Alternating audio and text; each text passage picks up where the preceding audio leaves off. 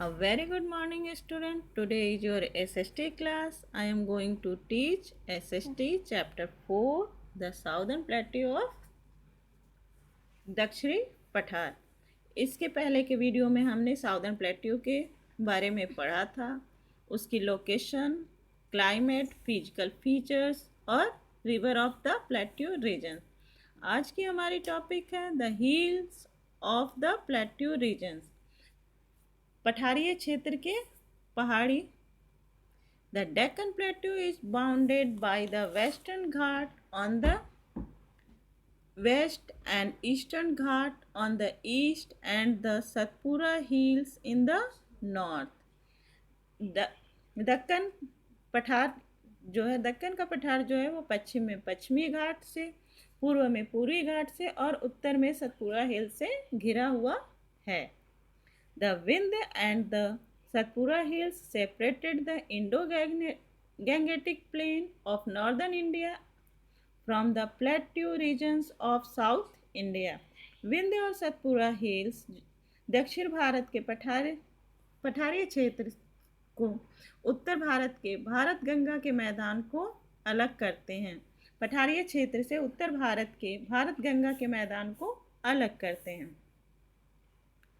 The Western Ghat, a chain of hills running parallel to the Arabian Sea in a continuous stretch. पश्चिमी घाट अरब सागर के समानांतर चलने वाली पहाड़ियों की एक श्रृंखला है और यह निरंतर खिंचाव होता है और इसमें निरंतर खिंचाव होता है। पैरेलल मीन्स होता है समानांतर। It includes the highest peak of South India, Anamudi of the Cardamom Hills in Kerala. यह दक्षिण भारत की सबसे ऊंची चोटी केरल में इलायची पहाड़ियों की अनुमोदी को घेरता है। The Western Ghat are known as Nilgiri in Tamil Nadu, Kurg in Karnataka and Sahyadris in Maharashtra. पश्चिम घाट को तमिलनाडु में नीलगिरी के नाम से जाना जाता है, कर्नाटक में कुर्ग के नाम से जाना जाता है और महाराष्ट्र में सह्याद्रीज के नाम से जाना जाता है। Doddabetta of the Nilgiri is in Tamil Nadu is the second highest peak of the regions. Tamil Nadu में नीलगिरी का डोडा बेटा क्षेत्र की दूसरी सबसे ऊंची चोटी है।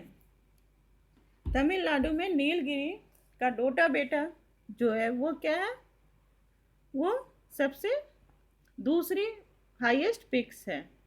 The western Ghat are the source of the Deccan river.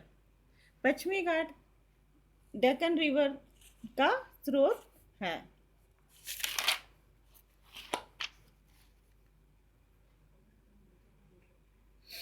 Deccan, the eastern Ghat are a chain of hills running parallel to the Bay of Bengal.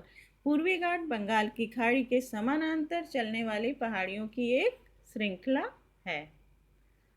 Unlike Western Ghat, the Eastern Ghat are eroded and broken through by major rivers and are of low heights. पश्चिमी घाट के विपरीत पूर्वी घाट प्रमुख नदियों के माध्यम से कटाव के कारण टूट रहे हैं और कम ऊंचाई के हैं। The highest peak of eastern ghat in Mahendragiri. और पूर्वी घाट की सबसे ऊंची चोटी को हम किस नाम से जानते हैं? महेंद्रगिरी के नाम से जानते हैं, जो कहाँ पे स्थित है? तो उड़ीसा में स्थित है।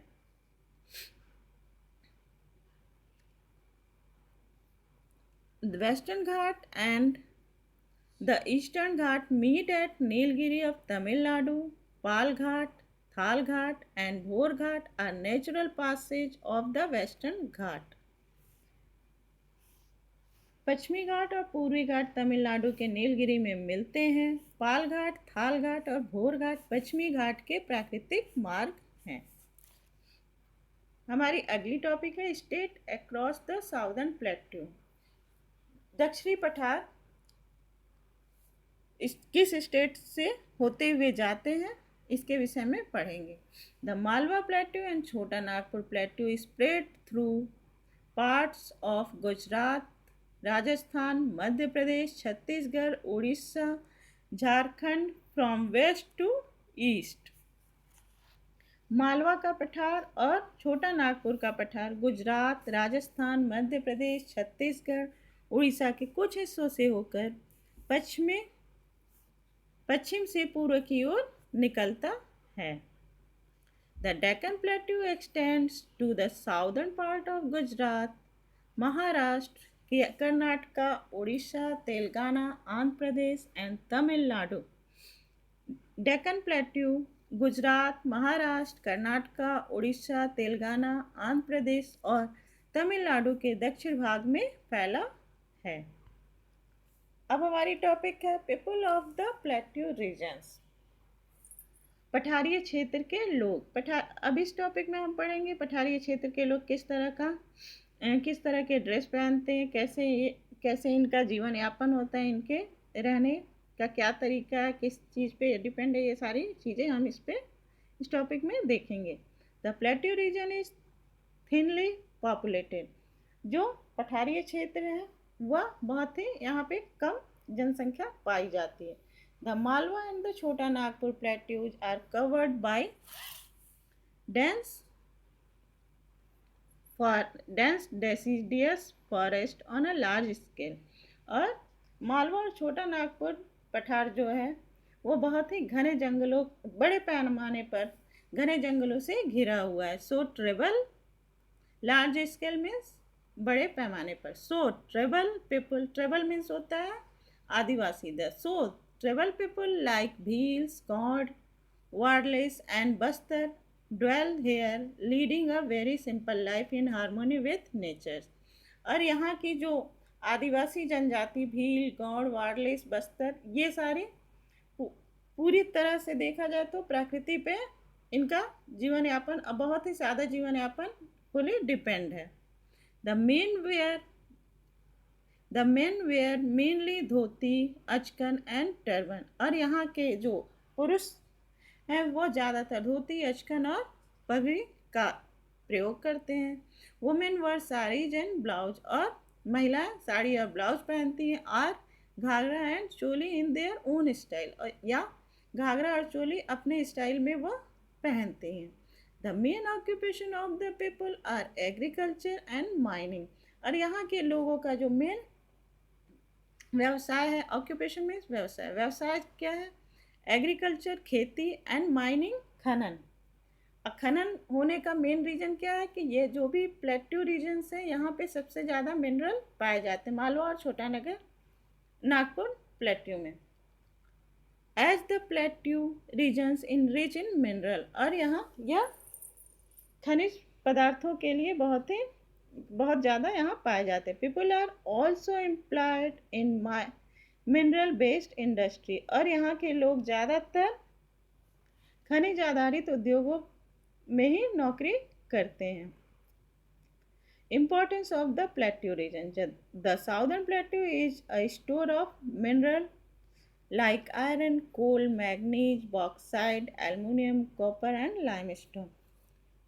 साउदर्न प्लेट्यू दक्षिणी पठार मिनरल्स खनिज पदार्थों का भंडार माना जाता है, जैसे iron, coal, manganese, bauxite, aluminium, copper and limestone. The black soil formed by the lava emitted by the volcanoes is very fertile. जो भी काली मिट्टी कहाँ से निकलती है, तो वॉल्केनो के लावा जब पिघलता है उससे हमें ब्लैक सॉइल मिलता है। और ब्लैक सॉइल बहुत ही उपजाऊ, फर्टाइल मीन्स उपजाऊ होता है, और सुटेबल मीन्स उपयुक्त फॉर ग्रोइंग कॉटन, कॉटन की खेती के लिए, शुगर केन गन्ने, राइस, चावल, ऑयल सीड्स, इन सबों की खेती के लिए बहुत ही उपयोगी होते हैं।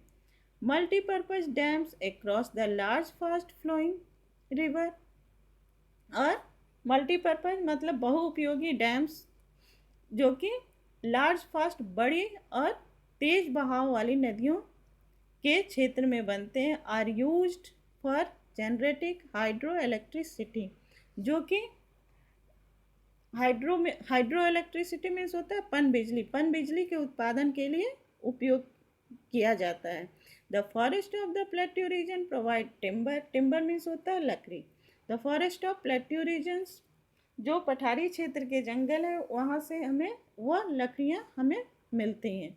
The hill stations wild life sanctuaries and places of pilgrims of these regions attract tourists.